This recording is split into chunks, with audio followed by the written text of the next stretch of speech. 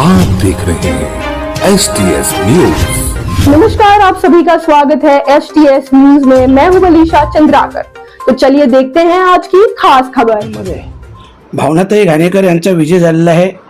सगळ्यात पहिले तर मी उरणकरांचा, स्थानिक भूमिपुत्रांचा, महाविकास आघाडीचा आणि खास करून ज्यांच्या विचाराने ज्या दिबा पाटील साहेबांसाठी आमचा लढा सुरू आहे त्यांच्या विचारांचा हा विजय आहे आणि म्हणूनच सगळ्या उरणकरांचे मनापासून खूप खूप अभिनंदन करतो आहे।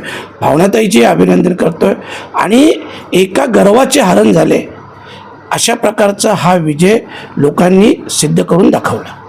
काय सांगेल ज्या पद्धतीने निवडणुकीदरम्यान बघा, त्यांच्या टीकेला मी उत्तर दिलं होतं, पण माझ्या उत्तरापेक्षा जे उरणकरांनी त्यांना उत्तर दिलं आणि जी उरणकरांनी एकी दाखवली स्थानिक भूमिपुत्रांनी, हे उत्तर खूप मोठं आहे, खूप मोठी चपराक आहे।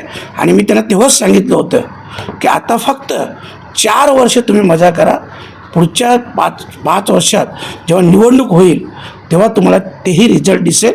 हा तर विजय झाला, तोही विजय आपण सगळे पाहाल। ज्या पद्धतीनं महाराष्ट्रामध्ये नाही, मला वाटतं 11 जागेवर नगराध्यक्ष पदांचा उमेदवार निवडून आलेले आहेत।